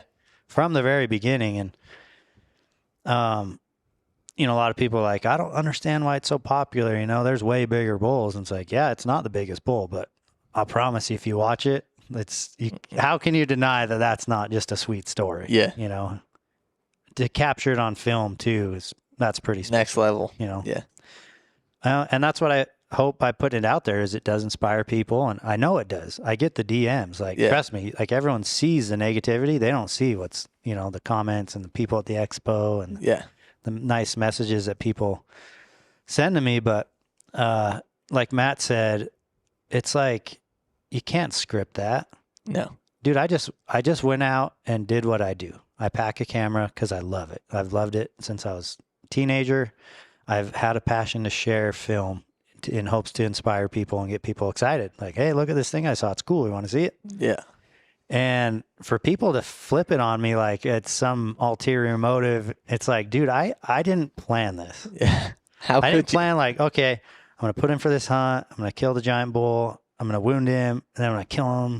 And then I'm going to make a t-shirt brand, and I'm going to get all these friends and followers. And it's like, dude, none of that can be scripted. None of that can be planned. And I don't know, man, but I can tell you this, it's proof that like anybody can go out there and get their FireBull story, Yeah. No matter what it is. But I just remember, and I haven't really remembered feeling this for a while. Like, I hope everyone gets to feel what I felt out there. Yeah. I think it was an MMA fighter. Was it Israel Adesanya after he beat Pierre? Uh-huh. Didn't he say that? He said, I hope everyone can get a chance to feel what I feel right now. Yeah. And I'm just like, I felt that. You Yeah. know? And I've had tons of amazing experiences on the mountain, but nothing will match that. Yeah. And that's what keeps you going back, right? You get that little adrenaline rush or that high, and then you get to experience those memories and share the memories and eat the meat and tell the stories and hang out with friends. And dude, there's so many layers to why we hunt and why we do this hobby. I mean, it's not cheap. No. It's not easy. It takes time. It takes sacrifice, mental and physical fortitude. Like, there's a lot of things that go into it that's like, oh, dude, why don't you just go buy a steak, you know? Or why do you have to go do that? And it's just like, you can't explain it until you felt something like that. And then you never question it again. Yeah. And that's where it came from for me, is I was in the fitness world buying all kinds of meat. And finally, when I was like 20, I decided for myself to go hunt for the first time for the meat. Yeah. And I had to find out, is hunting for me or not? And shot the first deer and had a little bit of an emotional experience with that one. And from that moment on, I just kept hunting. But going back to like, this is maybe getting a little deeper into stuff, but people like need something to work towards. Yeah. You know, and if you're watching self-development or masculinity stuff, you'll probably see this type of storyline that I'm talking about. But hunting is something to look forward to, hunting season. Hunting is something to practice at and get better and, you know, create goals and work towards a season, right? And so I think for me, that's why it's so attractive. It's just this thing to like work at and scout and practice shooting your weapon and go in the hills and get fit, and just the whole story of it from beginning to end, to butchering it, to packaging it, to eating it. To sharing it with friends and family. Oh, dude, yeah. I said that to somebody once, and it hit them because they were a gardener. Yeah. It's like, have you ever grown a garden? Like, yeah. They're like, isn't it nice to share like some tomatoes, and like it's fulfilling, right? Like to baby the plants, grow the plants, share with family, cook a nice dinner, give someone a can of salsa. That feels good, right? Like, yeah. I was like, that's how it is for me. Yeah. Oh, makes sense. Never really thought about it that way. So yeah, hunting is, I mean, I just don't know where my life would be without it, to be honest. It's kind of wild, dude. It is wild. I mean, you know, as we sit here in the shop and look around all the cool stuff, well, in my opinion, it's cool stuff. It's like full of memories. And I'm so grateful to have found the outdoors and hunting, because it's what all my brain thinks about, you know? Mm-hmm. I'll be sitting at work and I'm just like checked out because I'm mentally thinking about the mountain, thinking about something to do with hunting. But yeah, that was fun to kind of flash back on that. And man, we could go into more details of this whole FireBull story. Maybe we'll have a follow-up, because there are some puzzle pieces that got connected after I killed him, which would include the shed antlers. Yeah. That nobody knows. That's a whole story in itself. There's a whole nother story of the sheds, and I saw this bull 2 years before I killed him, but didn't put it all together until I killed him, and like, oh my gosh, this is a set. That's the bull we saw in the late hunt. Like, so we'll have to do a follow-up podcast maybe. Yeah. And just before we do check out on this podcast, I wanted to answer some questions, because people are constantly asking in the DM. So I got on the Hushin Instagram. If you guys aren't following us on Instagram, it's @GetHushin. And I just did a little thing on the stories. I said, hey, we're going to be filming a podcast. If you have any questions about the FireBull, why don't you shoot them here? And the most recent one is a fun one. This guy says, was there another bull that you would have shot if not the FireBull, or was it the FireBull only? And again, it's not shown in the footage, but one time my partner Kobe and I went to check a different trail camera, and this freaking beast showed up out of nowhere. 6x7 frame, extra royal on the right side. And I looked up at Kobe, and it's on film. It was never included. And I go, Kobe, we might have a new number one. Dang. This is after I shot the FireBull. So, I mean, even though I said that, it was like, well, I have no knowledge of him. He showed up. He's not consistent. But fun fact, the next year, a muzzleloader hunter shot that bull, and it was like 350. No, 450. Oh. That was Iceman. Oh, okay. So the year that I killed him, I had FireBull, and then I named that bull Ice, because I was like, oh, fire and ice, that's cool. They're right here in the same area. Well, he got killed the next year and was an absolute beast. So great question. _Bryant. How hard was it to draw? Again, 10 years here in Utah. How many trail cameras did you guys run before the hunt? I'd say there was probably 10 to 12, you know, and out of the 10 to 12, it's like 3 or 4 were producing like consistent solid bulls, while the other ones, you know, you're just getting the random stuff, nothing too exciting. How old were you? It was 10 years ago. So 30. You know, I was thinking about the other day while I was sitting here talking to some people. It is the 10-year anniversary. I was like, man, maybe we can make some cool merch. Yeah. This fall. That'd be cool. Get the haters can come out and just really try to bury it, you know? I just remember thinking, like, it's sad that, like, if I post the FireBull, it's going to, like, ruin people's day. Irritate people. That's really sad that I have control of that. But anyways, how did you do your summer scouting? Trail cams were clutch on that unit. Those of you who have been there completely understand. What would you have done differently? Like as far as gear, setup, location, or literally anything? I mean, had I known he was going to duck my arrow and move, I would have aimed back and left. And lucky for me, I got that chance, right? Yeah. I was able to take that knowledge and move forward to the next one and make it happen. And I promise you guys, I wouldn't have hit him had I not kind of like pull it back and a little low. Yeah. But if you do see where I hit him, it was low. Yeah. Had he not ducked, I probably would have missed. So I was anticipating the duck. But another fun fact is in the first shot, he had his elbow forward and his leg forward, head down. He had way more time to duck with his legs out versus standing upright and locked. Mm-hmm. And still to this day, I struggle with remembering that in the moment. Because, you know, in the moment of bow hunting, you're just like autopilot. Yeah. But man, if you guys are in those situations, if you can consider what is his head doing and what are his legs doing, you can probably have at least an educated guess if he's going to be able to duck more or less. Yeah, that makes sense. You see anything else in there, Matt, that would be cool? I like the how much sleep did you get that night after you shot him? I slept great. I don't know if Matt's been around me on some of these stressful hunts. I just go to bed, wake up. Like, I don't get too stressed out. I just remember this last year, Eric and I were hunting together.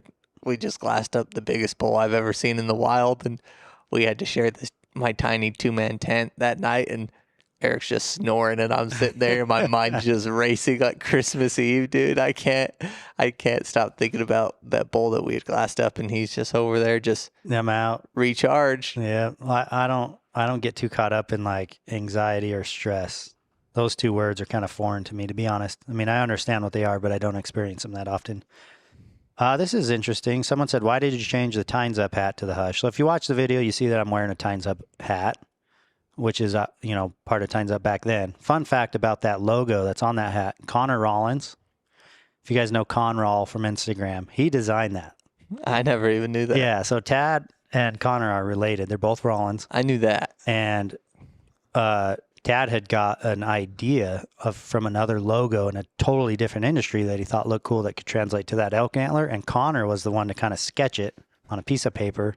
And then we digitized it and eventually made it the Tines Up logo. But I did Photoshop it on once I started to share the story, at that point, it was just like, am I going to promote my brand or someone else's? Yeah. So I did Photoshop the hat. I know a lot of people are like, why'd you change the hat? It's like, dude, these pictures will get shared and reshared and shared and reposted. I just wanted to give the marketing to my brand. Yeah. So simple question. Thanks for asking that, James. Yeah, someone asked, was it really killed right off a road? So yeah, like a 2-track 4-wheeler road, wasn't a truck road, is not far whatsoever from where I shot him. That's wild, dude. And there's lots of questions. Yeah, but why name the animals? That one's kind of funny. It's like, well, Eric didn't name the animal. And number 2 is like, do you want to go through a whole hunt being like, oh yeah, that one bull that was in that meadow up there to the east on that bench, like, versus just saying, oh, the ice bull. Yeah. Yeah, it just helps you identify, just like people, what it is you're talking about. Yeah. It cuts out the guesswork, but it is pretty funny sometimes, and because it is kind of silly. Oh, I name every big deer I ever see is like. What I love is like, say a bull gets killed, and like, so for like a few days, Instagram's popping of that popular bull, and it's like, Waldo got killed last night, and some other guy's like, King Bishop got killed last night. Everyone has their different names, Or like, some people write in the description, well, we called him Lefty because he had a cheater. And like Martin's Buck, like R2 or Ghost, or what was it? What was all the names? Well, one was Marty. Yeah, there was like 5 names. R2. Yeah, but the other people had different names. Yeah, like different hunting groups. Yeah, had different names, which makes sense. I mean, but I guess at the end of the day, whoever kills the animal gets to decide the name, right? Yeah, and the FireBull, I mean, funny thing is the next year after he was named, he had even more of a distinct flame-looking thing coming off his 5th, which is the year I killed him. Dang, man. Well, almost 2 hours of kind of just talking about what I think is the coolest elk hunting story that you can watch online or anywhere. And for those at home, just like listening or watching this, like, this is it's pretty surreal, sophomore, junior, Matty Ice just idolizing you guys and really watching this story and just being like, man, one day I'm gonna kill a big bull, one day I'm going to have that opportunity. One day I'm going to meet those guys. One day I'm going to hunt with them. One day I'm going to film them. You know, this is just kind of like you putting this out in the universe, like killing this big bull in the meadow. Like, I strongly believe that, like, if you guys have a dream or have a desire to achieve something in this life, like, you gotta start taking actions and doing it. Like, I had an old cowboy wrestling coach who would always tell me, you can dream in one hand and shit in the other, and what hand's gonna fill up first, you know?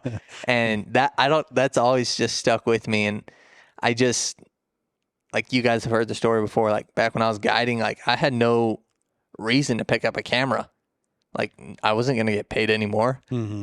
But for some reason in my brain, I was like, one day I'm gonna have the opportunity to meet those guys or to hunt with them, and I'll be like, oh, dude, I can film too. Like, and that's just, we get people all the time asking to come hunt with us or film or help us out, and it's like, well, what are you doing to prep?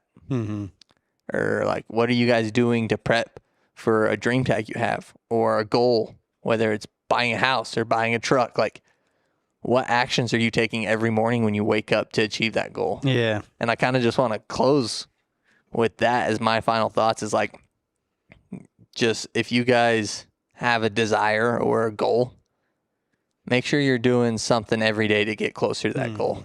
Because if you're not getting better, you're getting worse. Yeah.